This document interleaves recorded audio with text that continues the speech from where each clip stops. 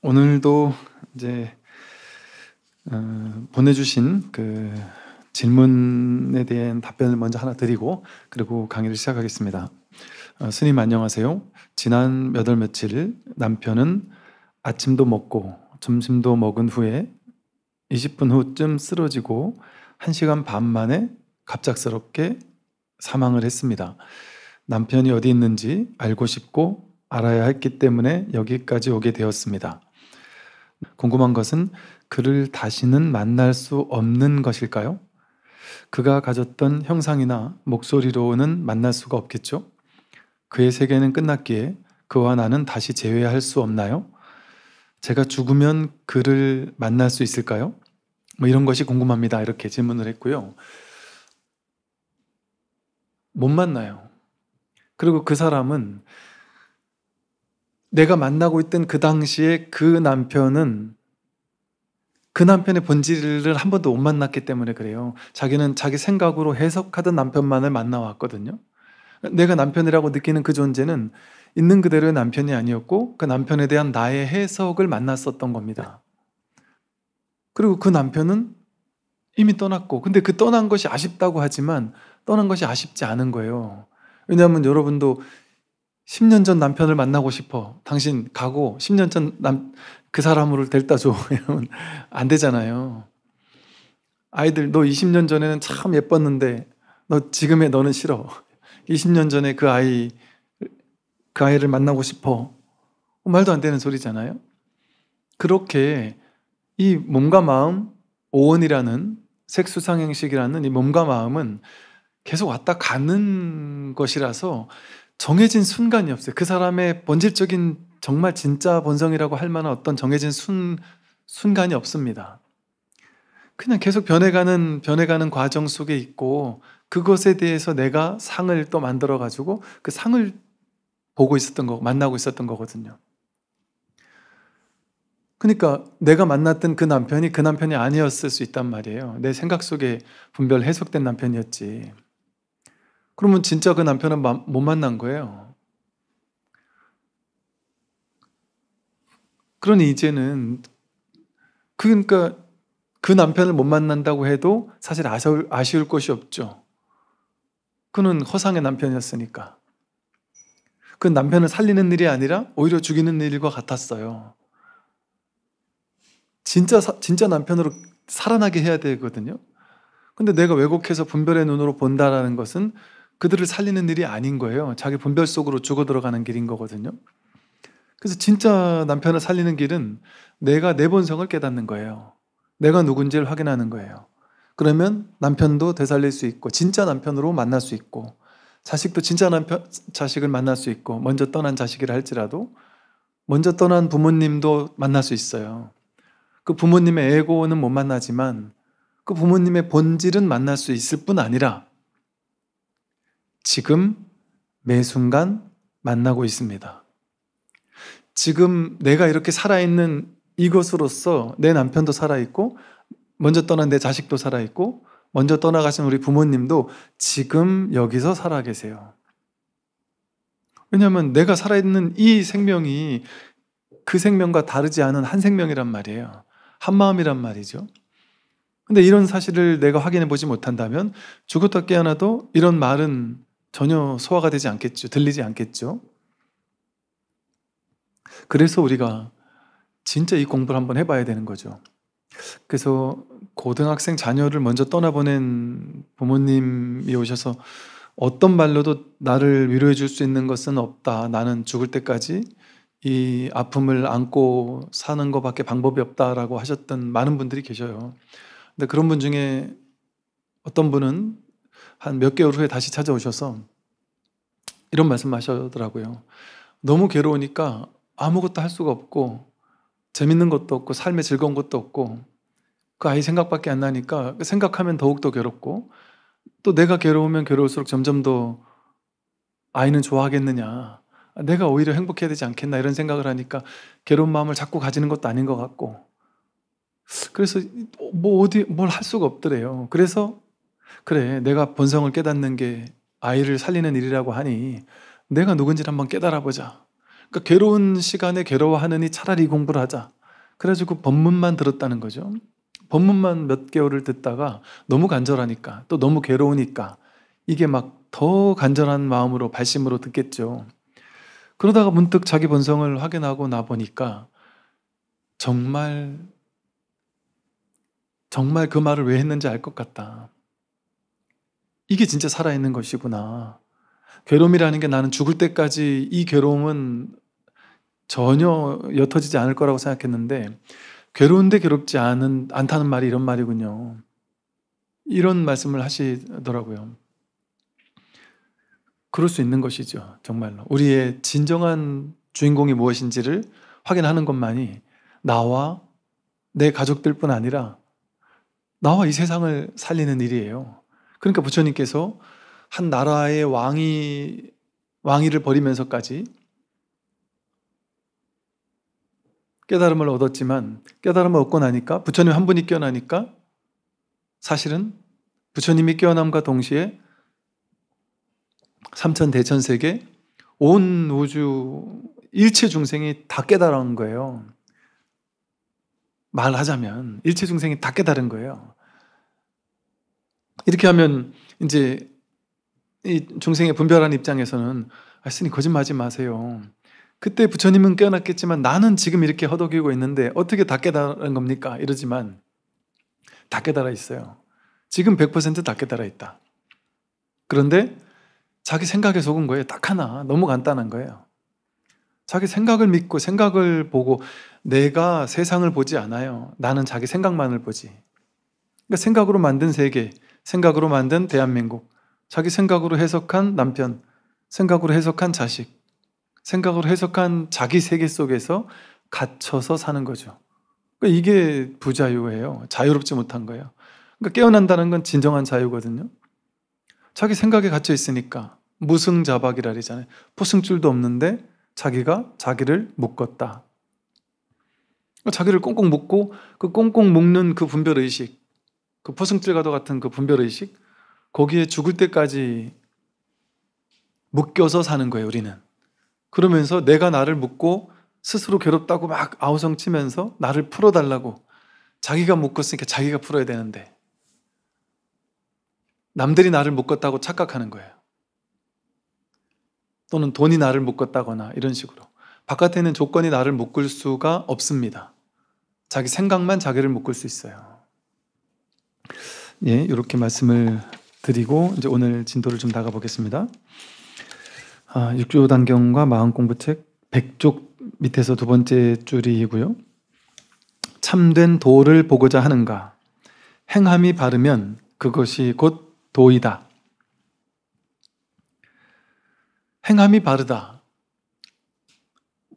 행하는 것이 바르다. 말과 생각과 행동이라는 행위, 신구의 삼업, 삼행이죠. 말로 하는 행위, 생각으로 하는 행위, 몸으로 하는 행위.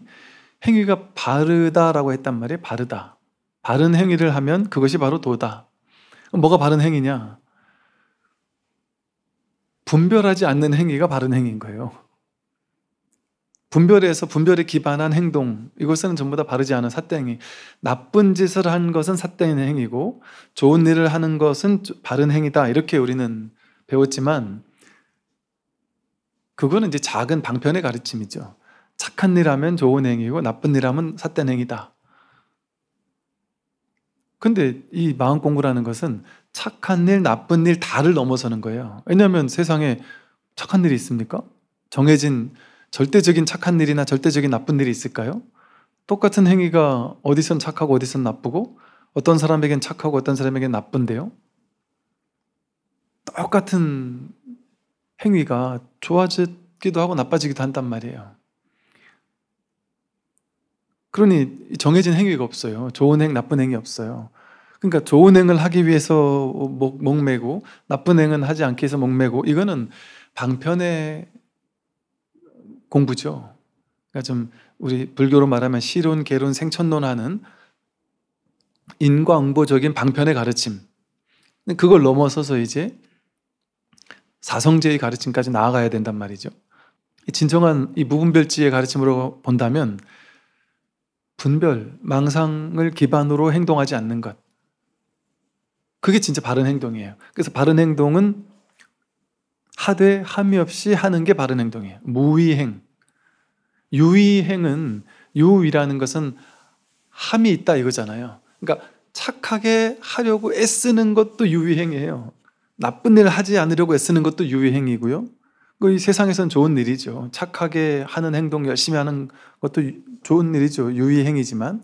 근데 중생들이 깨닫기 전에, 무위행이 되기 전에 유위조작으로 착한 일을 많이 했다. 그게 무조건 좋다고는 할 수 없을 수도 있어요. 왜냐하면 착한 일을 하는 대부분의 사람은 어떻게 착한 일을 하냐면 자기가 착한 일을 하고서 자기가 착한 일을 했다는 걸 알아요. 잘난 사람이, 또 인물 좋은 사람이 자기가 잘난 줄 아는 게 재수없잖아요. 자기가 겸손한데 진심으로 겸손한 사람은 좋은데, 잘난 사람이 지가 잘난 줄 아는 애들 보면은 재수가 없다 이런 표현을 쓰잖아요, 우스개로. 그거랑 똑같단 말이에요. 착한 사람을 하는 사람이 자기가 착한 사람을 하는 줄 아는 거, 그건 어리석은 거예요. 그래서 사람들에게 나는 사회복지를 하고 세상 사람들 돕는 사람이야, 너희들은 안 그러지? 너희들도 나처럼 좀 세상을 돕고 살아. 세상을 안 돕는 사람들을 무시하고 자기는 세상을 도우니까 나는 잘한다는 생각을 가지고, 그게 상이란 말이에요. 나는 착하다라는 상에 사로잡혀서 착한 짓을 하는 것, 착한 일을 하는 것, 그거는 완전한 착한 일이 아닌 거예요. 불교에서 말하는 보시를 해도 무주상보시, 보시했다라는 상에 머물지 않는 거예요. 착한 일을 했다라는 상에 머물지 않는 것, 그게 진짜 착한 일이죠.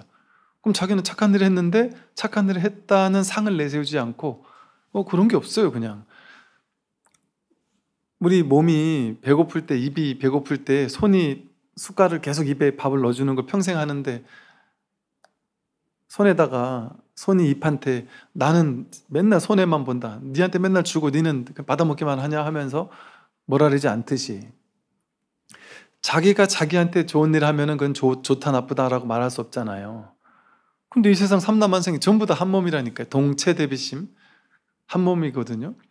남들에게 잘한 게 자기한테 잘한 거예요. 그냥 티낼 게 없단 말이에요. 상을 낼 게 없어요, 진실에서는. 근데 중생들은 나는 잘했다, 나는 잘한 사람이다, 너희들은 못했지, 너희들도 나처럼 좀 잘해봐, 그게 제일 재수없는 거예요. 자기가 잘난 줄 알면서 잘난 짓 하는 거, 그게 어리석은 거란 말이죠. 그것도 안 하는 것보다는 하는 게 낫긴 낫죠. 근데 부처님께서 말씀하시는 이 동체 대비심의 실천과는 다른 거예요. 그러니까 이게 진정한 자비는 지혜가 바탕이 안 되면, 동체적인 지혜, 불이법의 지혜가 바탕이 되지 않으면 진정한 자비와 사랑이 일어날 수 없습니다. 그래서 딱 편을 나눠서 이만큼은 사랑해, 이 바깥에 있는 존재는 사랑하지 않아, 이건 진짜 사랑이 아니에요. 그러니까 요즘 타종교에서도 반성하고 있는 게 뭐냐면, 옛날에는 그랬잖아요. 선민사상이라서 하나님의 민족, 이스라엘인들만 하나님은 사랑한다. 그 하나님을 무시하는 거예요. 하나님을 욕보이는 짓이에요. 그 하나님은 이스라엘인들이 있고 그 아닌 사람이 있다는 거 아니에요. 하나님이 사랑할 사람이 따로 있고 사랑하지 않을 사람이 따로 있다는 거잖아요. 하나의 님인데 어떻게 그렇게 둘로 나누겠어요? 그 욕보는 일이죠. 둘로 나뉘지 않을 때 평등하게 바라보게 되고, 평등하게 바라보는 것이 진정한 사랑이고 자비거든요.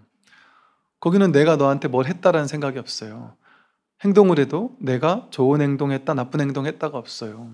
내가 복을 줬다, 그런 상에 머무르지 않는 행동을 한단 말이죠. 하고 나서 그 끝이에요. 그냥 좋은 일을 하고 나서 그 끝이에요. 그냥 그게 바른 행위예요. 그러니까 행동이 바르면 그것이 바로 도다. 무슨 행동을 하든 그 행동에 머물러 집착하지 않는 것, 착한 행동을 해도 거기 머물러 집착하지 않고, 좋다 나쁘다라는 거에 사로잡혀서 거기 머물러 집착하지 않는 행동. 그래서 선악을 넘어서는 길이죠, 이것은. 왜냐하면 본래 선악이 정해져 있는 게 아니니까. 그래서 이렇게 선악이라는 분별을 넘어서는 무위행, 하되 함이 없이 하는, 이게 진정한 도의 행위예요. 그래서 참된 도를 보고자 하는가? 행함이 바르다면 그것이 바로 참된 도이다.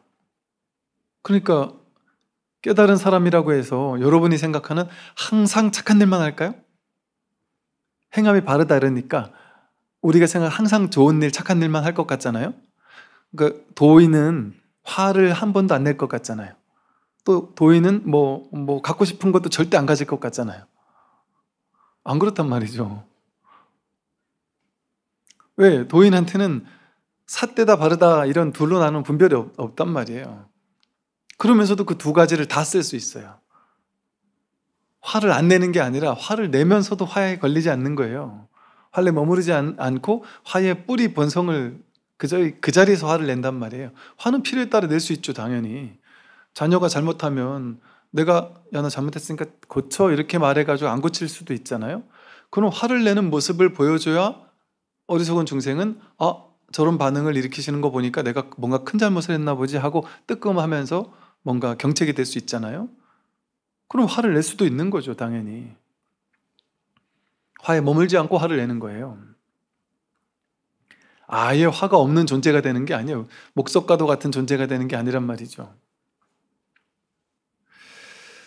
그래서 이렇게 행함이 바른 것, 행하되 행하는 바가 없이 행하는 것, 어디에도 머물러 집착하는 법 없이 행하는 것, 그게 가장 도에 가깝다. 그걸 무위행이라고 해요. 다음을 보겠습니다. 스스로 도에 대한 발심이 없다면 어둠 속을 헤맬 뿐 도를 보지는 못한다. 무엇이 도인지를 계속 얘기를 하고 있습니다. 그러면 그럼 도를 어떻게 하면 깨달을 수 있을까? 도대체 무엇이 도냐? 어떻게 하면 도를 깨달을 수 있느냐? 스스로 도에 대한 발심이 있어야 된단 말이죠. 이 도에 발심을 해야 돼요. 발심이 가장 중요한 핵심입니다. 내가 깨달을 수 있느냐 없느냐, 내가 깨달을 수 있는 자질이 있을까 없을까? 혹은 스님 저는 근기가 약해서 깨달음은 좀 어려울 거예요, 뭐 이런 식으로 얘기하는 사람 있잖아요. 근기가 뭐가 근기냐? 근기는 이 발심이 있느냐 없느냐, 이게 근기예요. 즉 내가 이 깨달음에 대한 마음, 이 괴로움 없는 삶에 대한 발심, 이게 강한가? 괴로움 해결하고 살고 싶다. 나는 늙고 병들고 죽는 이 근원적인 생사의 괴로움에서 벗어나고 싶으냐? 그런 거에 관심 없느냐? 그러니까 이런 거예요. 나는 살면서 100년도 안 되는 짧은 인생 동안 누릴 수 있는 이 달콤한 즐거움, 돈, 명예, 권력, 지위, 건강 같은 거, 그거는 금방 사라지는 거잖아요. 우리 죽고 나면 끝나는 거잖아요. 아무 가치가 없어지는 거잖아요. 근데 그런 거에 난 여전히 그게 좋다. 난 거기 발심했다. 돈에 발심한 사람은 돈을 벌 것이고, 자기가 좋아하는 거에 마음이 가 있단 말이죠. 마음을 발했단 말이죠. 마음을 일으켰단 말이죠. 근데 대부분 사람은 도에 발심하는 게 아니라 돈에 발심하죠. 세속적으로 내가 가져서 좋은 거, 돈, 명예, 권력, 지위 같은 거, 그런 거에 발심한단 말이에요. 마음을 일으킨단 말이에요. 그럼 그런 사람은 그거를 얻거나 얻지 못하거나 하겠죠. 근데 그런 거에 발심 안 한 사람보단 그런 거에도 발심한 사람이 그걸 더 얻기 쉬울 거예요, 아마.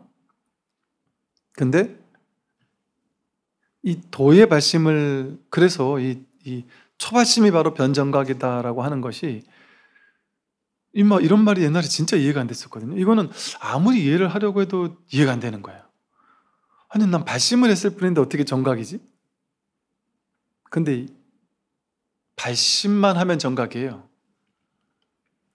발심을 해야 또 정각이 드러나고, 발심하지 않은 사람은 죽었다 깨어나도 이 바른 깨달음이라는 건 있을 수가 없어요.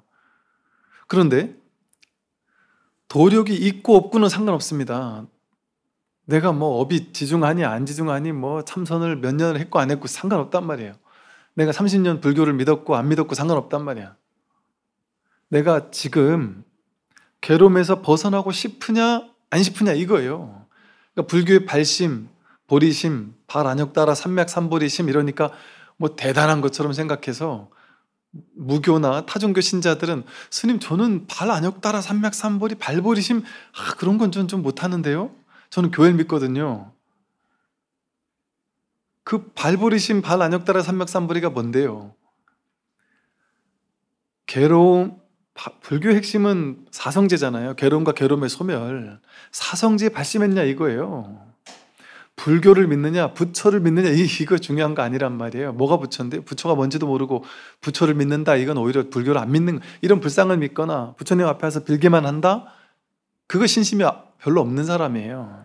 그것만 한다면. 처음에야 그걸로 시작할 수 있지만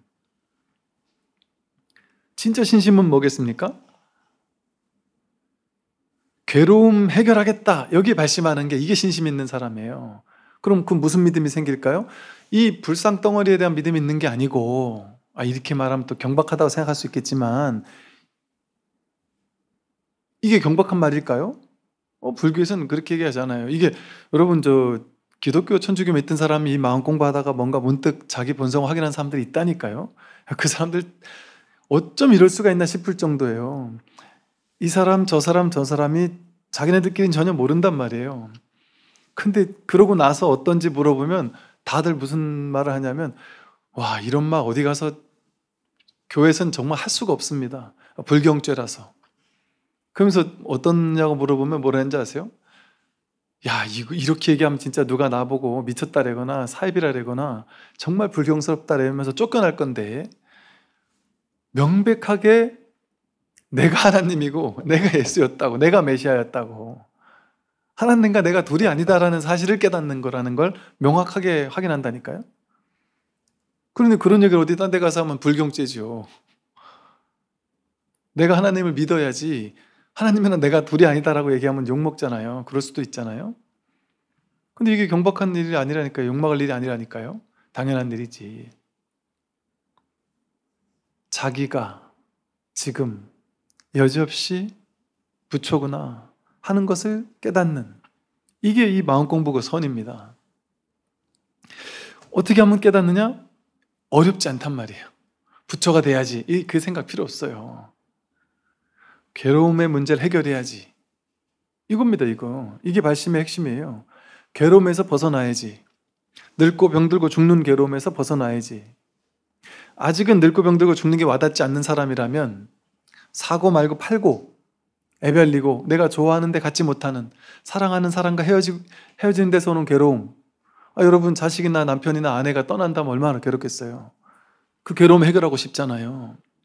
또 내가 뭔가 갖고 싶은 거, 건강 이런 거, 젊음 이런 거 갖고 싶은데 갖지 못하잖아요. 그 괴로움 아닙니까? 원증해고 내가 싫어하는데 계속 만나야 될 때 얼마나 괴로워요. 싫은 사람 자꾸 만나야 될 때, 내가 원하지 않는 거 자꾸 만나야 될 때도 괴롭잖아요. 그 괴로움에서 벗어나고 싶으냐 이거예요. 이 몸을 가지고 있으면 늘 괴롭단 말이에요. 오음성고. 몸을 가지고 있으면 몸은 늙고 병들고 죽으니까 괴로울 수밖에 없어요.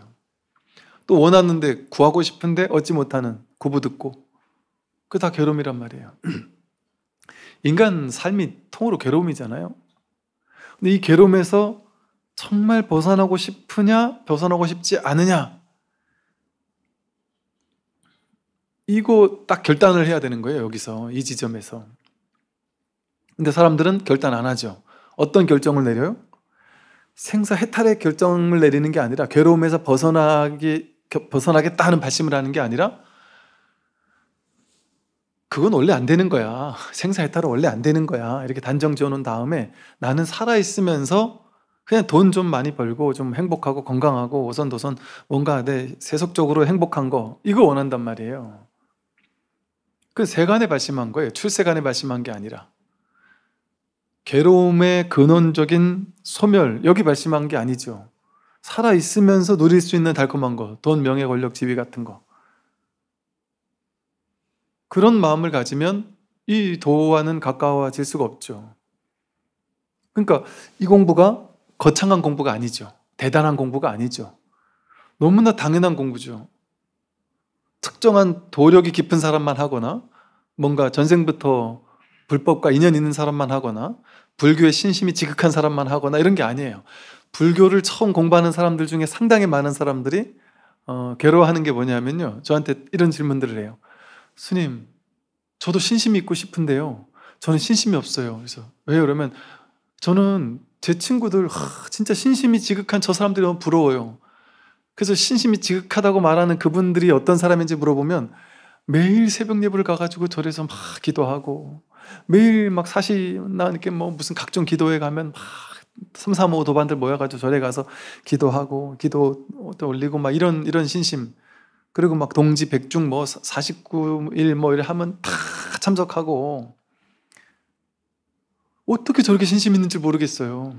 그리고 가면은 막 불공 시작할 때 끝날 때까지 계속 절을 하고, 정말 막 간절하고, 또 뭔가 힘든 일 있을 때 막 매달리고, 이런 모습이 정말 신심이 지극한데, 저는 신심이 없어서 그게 제일 괴로워요. 나도 저렇게 신심 있는 사람이 되고 싶고 부처님을 막 간절히 믿고 싶은데 그게 안 돼요. 이런 사람들 있잖아요. 자기는 약간 비정상이라고 느껴요. 정상입니다. 막 신심 있는 사람도 정상이에요. 근데 신심이 없는 사람도 정상이에요. 왜? 그 기복적인 신심만이 신심이 아니에요. 자기는 근데 뭐에 대한 신심이 있느냐? 나는 이 괴로움에서 벗어나고 싶은 그 마음은 확실히 있다.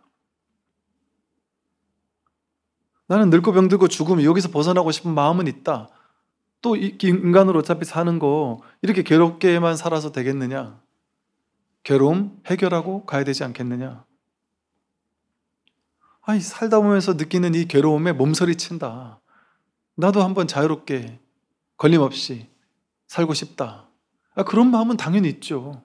그래서 법문도 듣는 것이고. 근데 신심은 없어 이러잖아요. 그게 신심이에요. 생사해탈에 대한 괴로움에서 벗어나고 싶다라는 그 간절한 마음, 그게 신심입니다. 그래서 부처님은 괴로움에서 벗어난 분이다라는 거에 대한 믿음.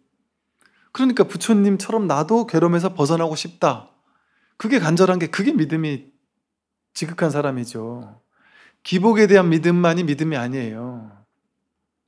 그 믿음 없더라도, 그런 우리가 생각, 그런 신심 없더라도 정말 나는 이 괴로움의 문제에서 지긋지긋하다. 인생사 괴로운 게 나를 너무 힘들게 한다. 나 이 모든 것에서 자유롭게 살고 싶다. 그게 신심이에요. 그래서 괴로움으로부터 벗어나겠다라고 마음 내는 거, 그게 발심입니다. 발할 발자, 마음. 마음을 발한다는 거잖아요. 마음을 낸다. 깨달음의 마음을 낸다. 괴로움 소멸의 마음을 낸다, 이 소리예요. 그냥 괴로움이 사라진 것을 견성이라고 이름했을 뿐이에요. 괴로움 없는 본래 괴로움이 일어나기 이전짜리, 여기를 그냥 성품이라고 했을 뿐이에요. 견성이라고 했을 뿐이고, 견성 성품이 따로 없습니다. 그런 거. 그 불교에는 허다한 그런 불성, 열반, 자성, 본래 면목, 주인공 이런 게 없어요. 그런 거 깨닫고 보면 그런 것조차 없다니까요. 본래 무일물이지. 그러니까 선불교에서는 자성, 본래 면목, 주인공, 참마음, 일심, 참나, 방편으로 하는 소리예요. 완전 방편이에요, 그거. 그 명백하게 시부도, 선의 깨달음을 말하는 시부도에서 소를 찾지만 나중에 소도 사라지고 나도 사라지잖아요. 소가 견성 성품인데 소가 사라지잖아요. 소는 임시로 잠깐 깨달음의 길에, 어떤 화성의 비유처럼 깨달음의 길이 너무 멀다고 느끼니까 중생들이 중간 기착지를 하나 만들어 놓은 거에 불과하다. 근데 그걸 모르고 사람들, 초기 불교를 하는 사람들이나 이런 분들은 선불교는 견성, 본래 면목, 주인공을 말하니까 그거는 참나를 얘기하는 거라서 그건 힌두교의 아류다, 그 불교 아니다, 이런 식으로 얘기하는 사람이 있단 말이죠. 전혀 그렇지 않습니다. 선에서 무아지, 이게 참나가 무아예요. 무아가 참나고. 그래서 바른 안목이 있어야 진짜 발심을 할 수가 있어요. 그래서 이렇게, 그래서 불교 공부는 어렵지가 않은 거예요. 내가 이 공부할 수 있는 자질이 있는지 없는지, 그거는 아무 조건도 필요 없습니다. 내가 괴로움에서 벗어날 마음이 있느냐, 괴로움 없이 살고 싶으냐, 아니면 지금 이렇게 그냥 살다 갈 거냐, 이거를 그냥 선택하는 거예요. 결단하는 거예요. 그냥 난 어느 길로 갈 건지, 세간의 길로 갈 건지, 세간에서 좋은 거 그냥 취하고 버리고 하는 그 길로 갈 건지, 이 출세간의 길을 확 트인 이 출세간의 길로 갈 것인지, 그거를 딱 결정 내리는 거예요. 그게 발심입니다. 그걸 신심이라고 하고요. 당연히, 그러니까 이게 어떻게 불교 종교적인 얘기예요. 자기 문제 해결하라는 얘기지. 불교는 불교 믿으세요? 이게 아니잖아요. 여러분 괴로우면 그 괴로움 해결하세요. 그 말이거든요. 그러니까 각자 자기 괴로움의 문제 해결하십시오. 이게 불교지. 그거 하려면 이렇게 하면 됩니다 하고 가르쳐주는 게 부처님 가르침이지, 불교 믿으세요 하니까 저 스님이 자기 종교의 인원수 늘릴라랜다? 이건 말도 안 되는 소리예요. 자기가 자유로워서 자기 괴로움의 문제 해결하면 떠나라래잖아요. 그래서 주변에 있는 사람, 괴로운 사람 좀 그 괴로움도 해결시켜줘라. 그게 진짜 불교잖아요. 그래서 불교는 공부가 되면, 공부가 된 사람들 자꾸 묶어둬가지고 우리 불교 새 확장하는 거 아니에요.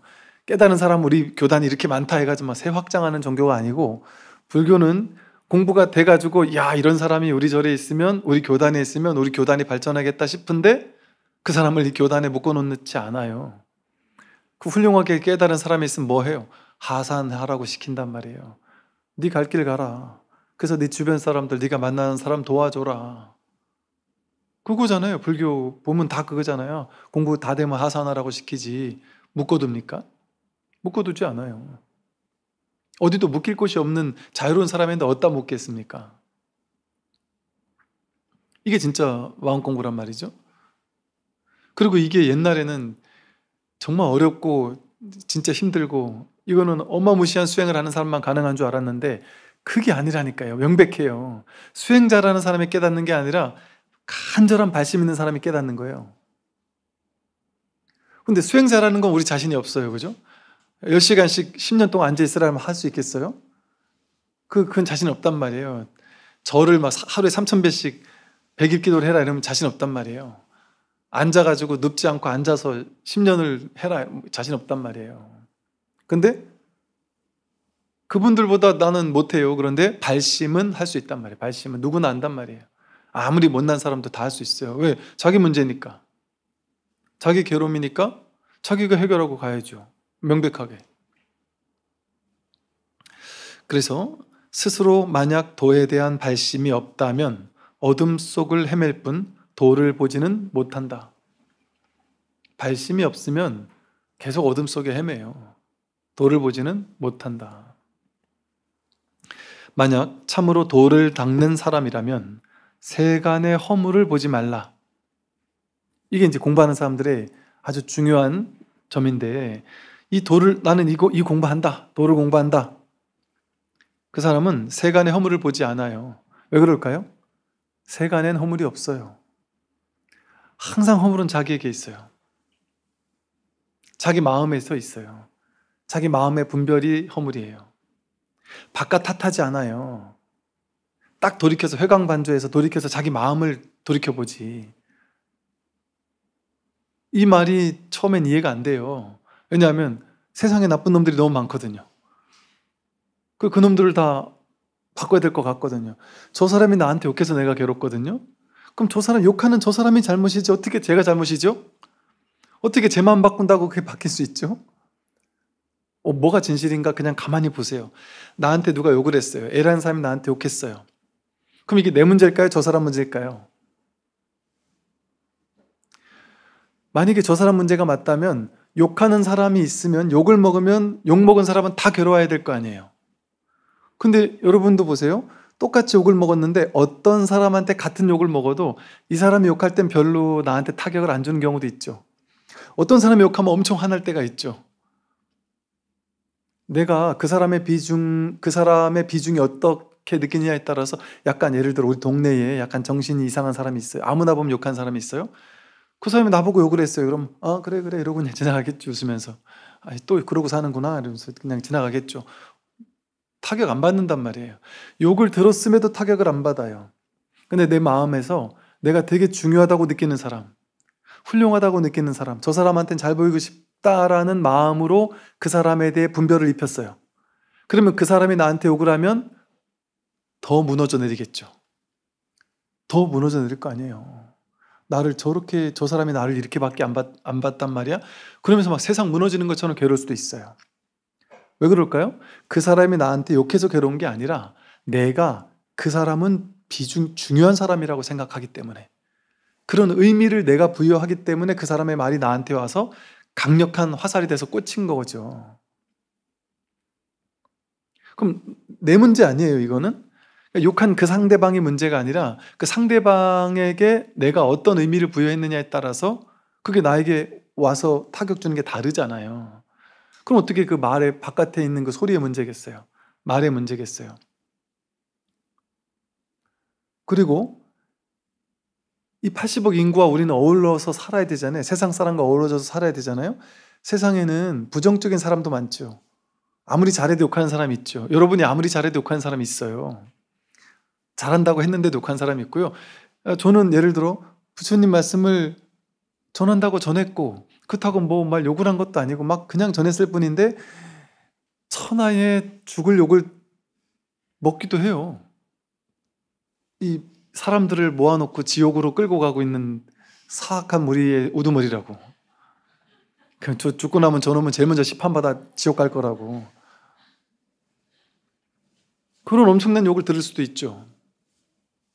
즉 세상에는 무수히 많은 욕설이 떠다녀요. 원래 욕하는 사람도 있고 칭찬하는 사람도 있는 거죠. 세상에 원래가. 그건 자연스러운 거죠. 사람 업이 다르니까. 근데 그거에 내가 휘둘릴 거냐 휘둘리지 않을 거냐는 나에게 달린 일이지 세상에 달린 일이 아니죠. 그러니까 내가 마음에 걸림이 없으면 그 어떤 말에도 휘둘릴 리가 없겠죠.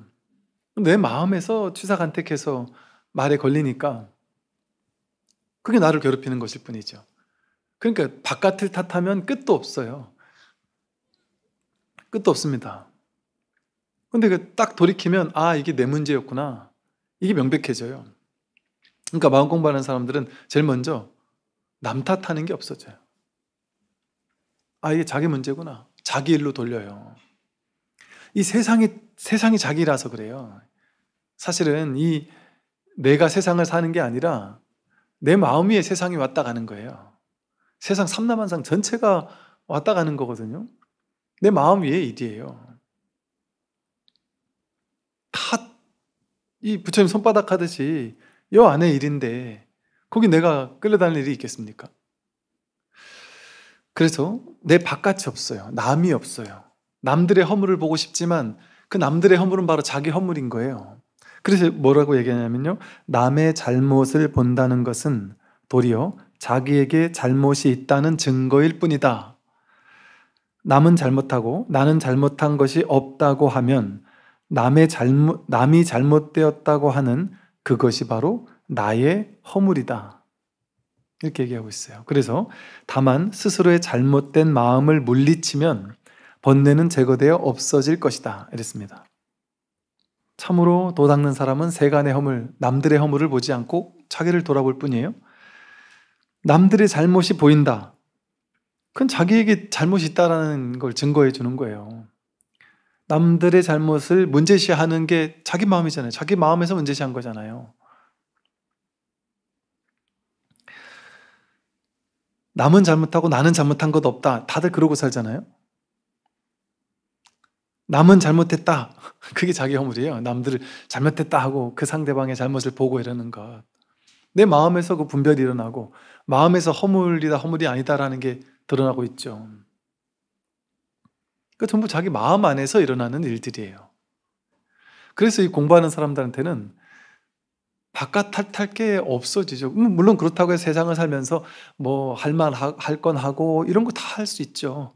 그러나 거기에 과도하게 치우치지 않는다는 거죠. 사로잡히지 않는다는 거죠. 그러니까 할 말도 못하는 사람이 된다는 게 아니에요.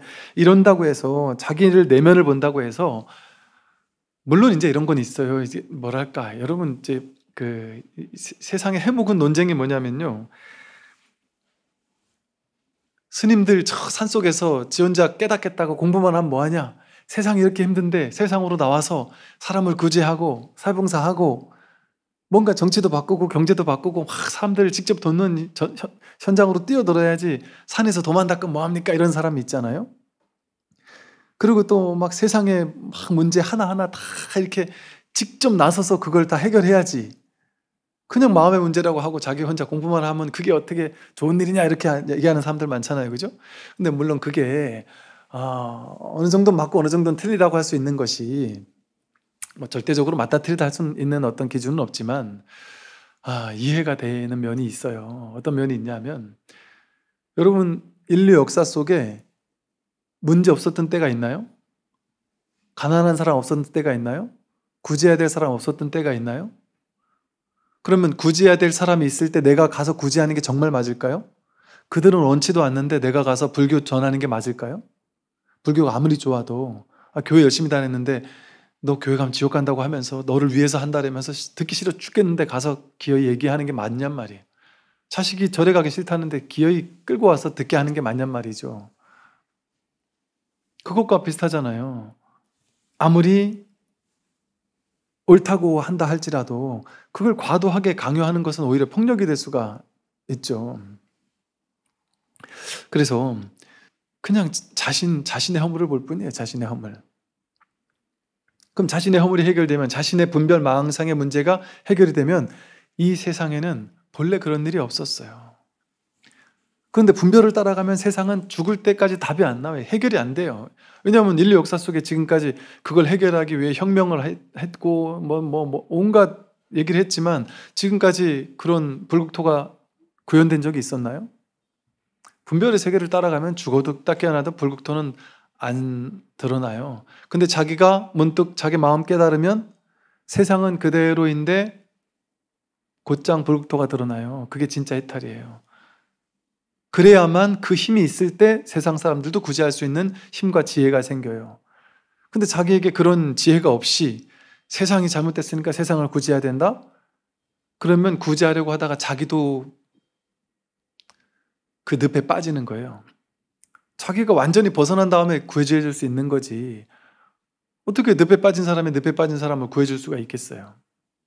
그래서 자기 공부하는 게 먼저인 거예요. 자기 허물을 보고 세상을 탓하지 않고 자기 문제를 해결하는 게 먼저인 거예요. 그래서 이게 진짜 자비로운 거예요. 이게 진짜 세상을 구제하는 일이고 진짜 봉사고 진짜 사회복지예요. 자기 마음 깨닫는 게 이게 세상을 구제하는 일이에요. 지혜를 닦는 게 곧 자비를 실천하는 거예요. 둘이 아닙니다. 그러니까 자기 마음 공부하는 게 세상을 구제하는 일이에요. 여러분 가진 돈 가지고 아무리 사회복지 한다 해도 얼마 가지고 얼마를 도울 수 있겠어요. 근데 이 자기 마음을 깨달으면 삼천 대천세계를 일시에 구제할 수 있는 그런 무량대복이 생긴다니까요. 이거 교리 아닙니다. 교리적인 그럴싸한 말 아니에요. 너무나도 명백한 진실이에요. 그래서 이런 말도 하는 거예요. 남의 잘못 탓할 것 없다. 자기 공부, 자기 마음, 자기 내면을 보고 자기 공부하는 거다. 네, 오늘 여기까지 말씀드리겠습니다. 성불하십시오.